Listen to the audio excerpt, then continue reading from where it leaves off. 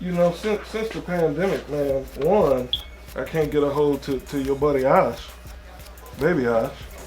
So, you know, I got to the point I get tired of cutting my own hair. So I just started letting it grow. I went to Atlanta during the weekend of our anniversary and my birthday. I got a haircut then. That's the only haircut. I may have had 2 haircuts since the pandemic. Yeah, they was talking about that all over the world. Well, they blamed it on everybody's, all the other places. Everybody from all over the place flocked in Atlanta to party with music. Oh man, we went there. It was wide open. Like most people had their masks on, but we were in Lennox. Man, it was shoulder to shoulder. Why you look like that? Man, I hear that all the time. Oh, Hardy, you need to get some of this old beard culture.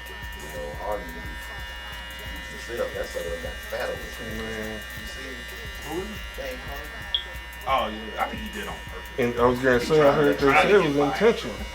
Yeah, I think that's what he's doing. He's trying to get out. But he out of shape and still hitting 40 points. Really? Yeah, he hit him for 44. I ain't seen it. Man, they was like, man, that dude just a scorer, man. Yeah. I mean, he scored it like it wasn't that. Somebody can just score in their sleep. Yeah. What clip do you got there? It's that JRL, the new JRL. How is it? Pretty good. I like it. Where you ordered from? I ordered off JRL website. Yeah. How much is it? It ran me for $160. Yeah. I just you ordered. know Brandon Johnson out there. Do you follow young lady? She's a barber. Keep going. She out of DC. So he didn't go. I might have. What's the big fella name? Jinx, what's the dude on ESPN? The analyst. Marcus Spears. She put him up? Yeah. No, I don't think I had to follow her then. But she just dropped a limited edition liner, modified blades. I just purchased a pair of those, waiting on those to come through. A lot of times, I got that blade modifier. Mm-hmm. Sometimes, Rich Barber. When you use a modifier or you use a modified blade, to me, it's not smooth across the skin to me. Yeah. It'll stab. Really? And it feel like it clogs up, so I really don't do it. You don't do the modified. I use one, actually I've had it for a while now, before Rich Barber, before he started actually selling the thing that you could do it yourself. Right, I have that. Yeah, I started, my son has that. I ordered a modified blade, man. They work wonders for me. See what I do, if I do use a modified blade, I won't shave with it, I'll just line with it. That's it. Anytime I shave with them hair bumps. It feel like it pulls the skin, it pinches the skin and pulls the skin. Create that irritation. Yep. So I'm gonna tell you, my go-to clipper, it used to be the Wall Senior. Man, old school, but my man Christopher Burke, if you ever heard of him, he do Barber Society on Facebook. Okay. It's this 50 cal. What's that, Andes?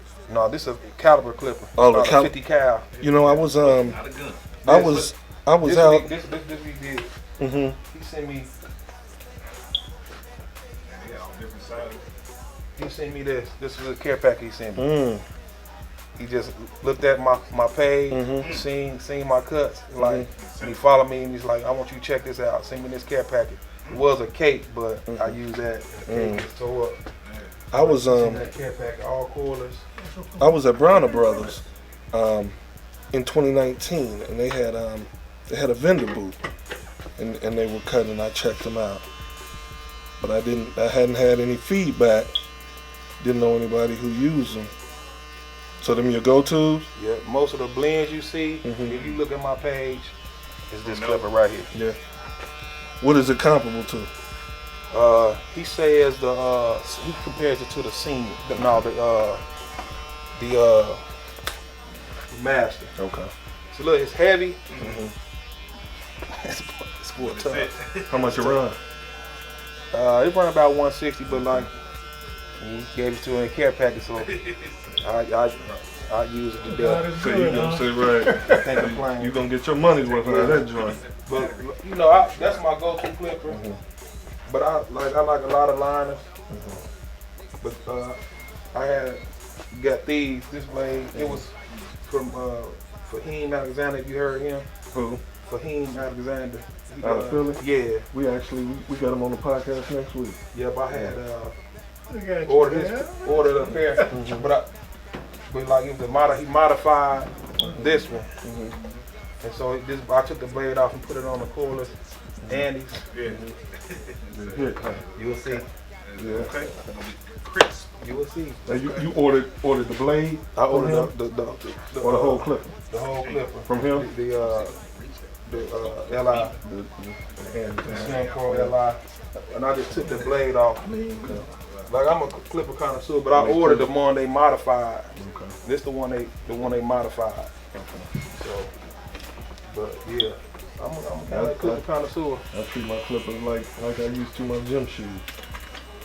I have some Walls Icon limited edition in the back. They had the clipper liner to match it. I got all that in the back. I just collecting. I got that candy apple red Andy's Master, brand new. That's like probably about 10 years old now. It's brand new in the box. I just collecting. You can't go wrong. I got the, I got all the Blandy's Black Label. That, just collecting. But the other clip I like is that Barber's liner too. So, The epic. I just always ask Barber, like, what, you have so many clippers, like, what do you know what to use? Do you just have it out in your head, or? sometimes it depends on texture. Some of them you dial down. Sometimes you have your hard hitters. It's like for your kids, I like to keep them dialed down, still have them crispy, but not have them crispy enough that they jumping like that all the time. So it just, some of them I probably don't even use.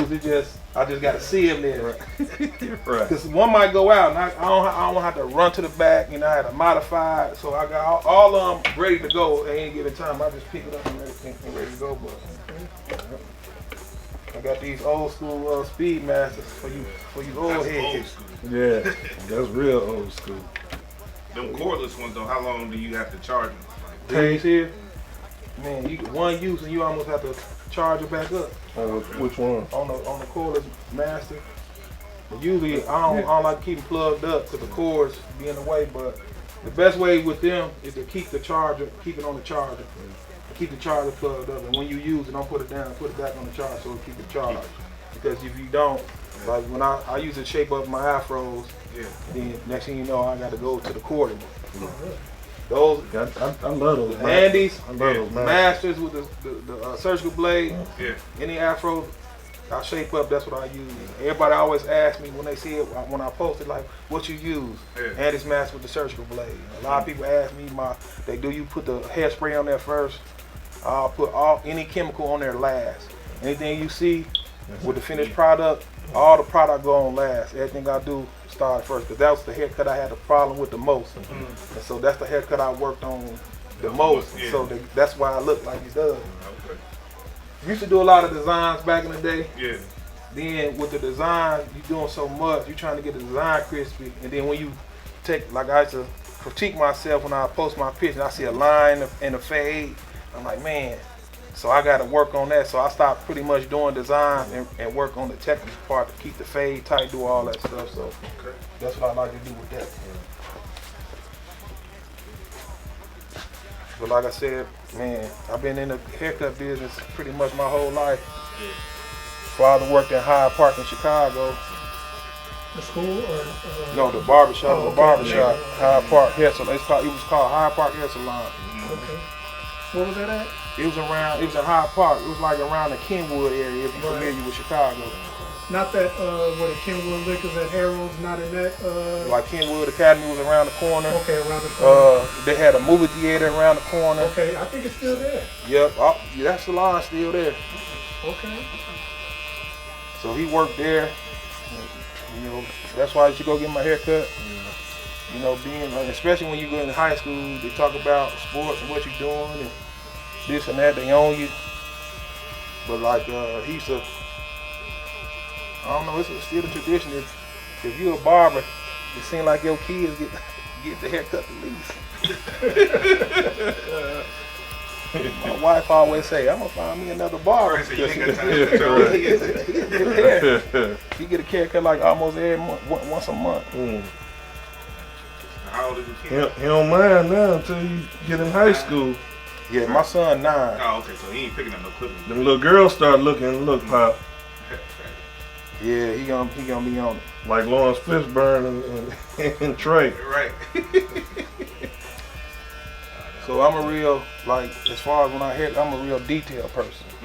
Like you take too long on haircut, but they may say that, but at the end of the day, They have to, yeah.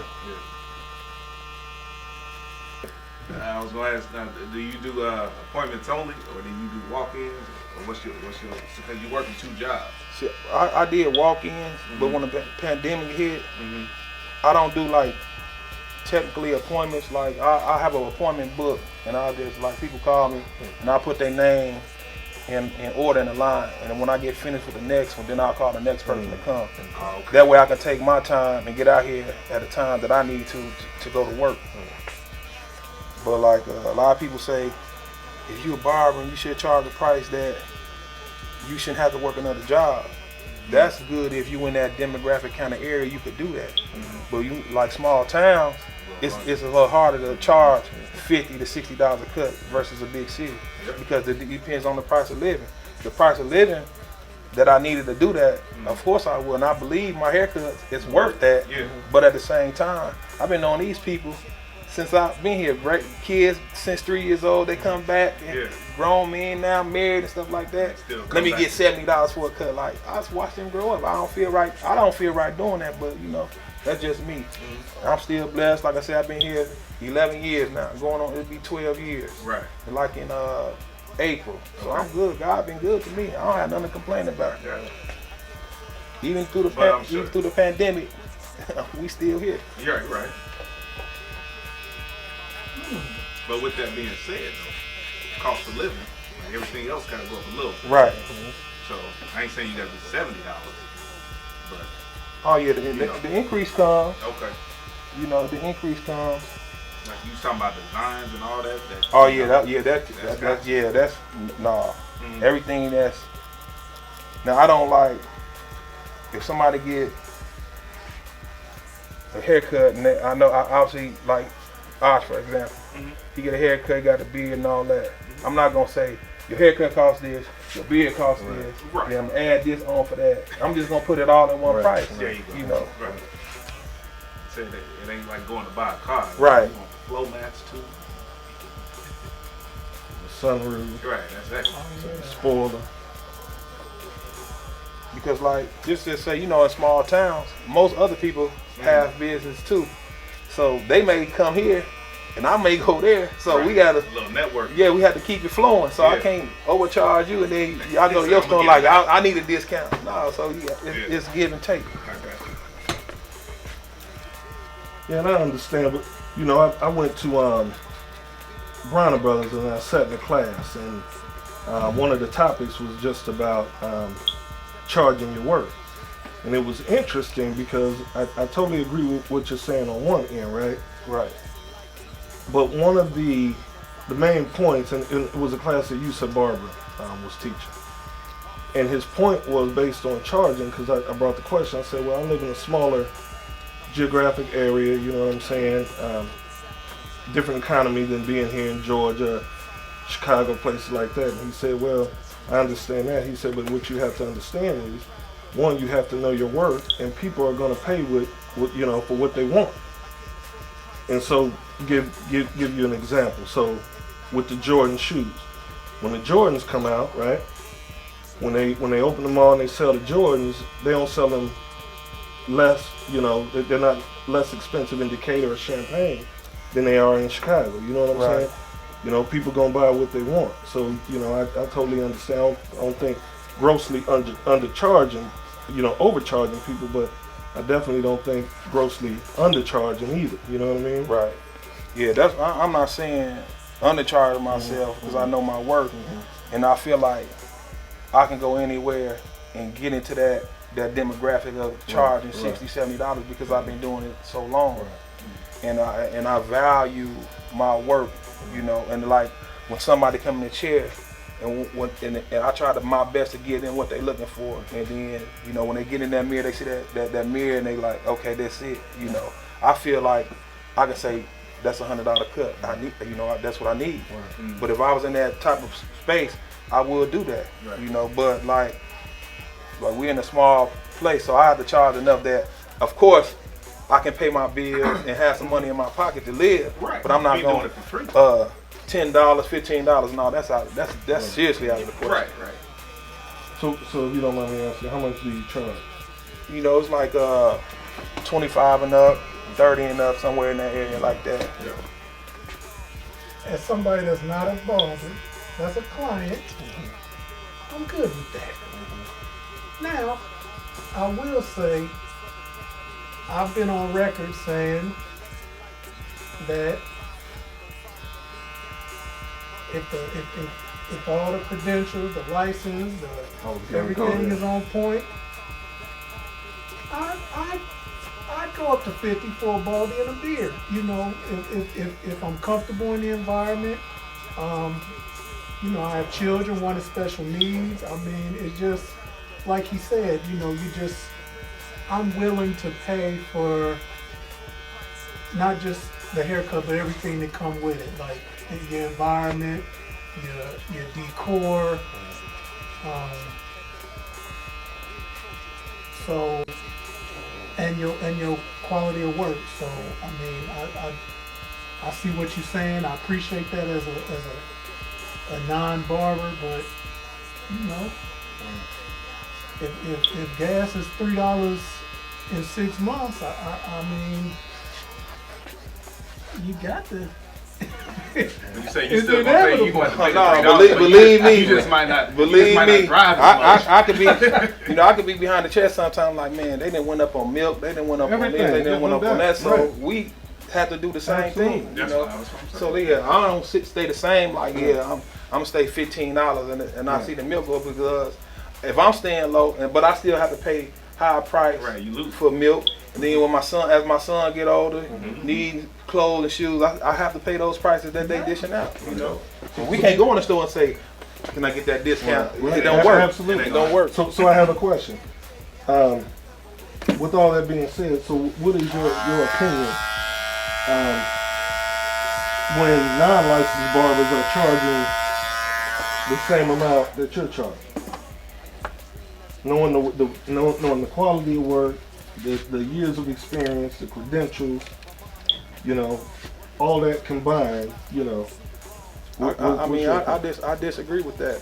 I disagree with that, and I also disagree with even somebody coming fresh out of school charging the same price that a barber been have 25 years experience, even 10 years experience, trying to charge $40 and $50, and you just got out of school. Your work might be good, but at the same time, you got to put in that time to earn it. We earn that. I mean, I have a cosmetology license, also have a barbering license, so I'm qualified.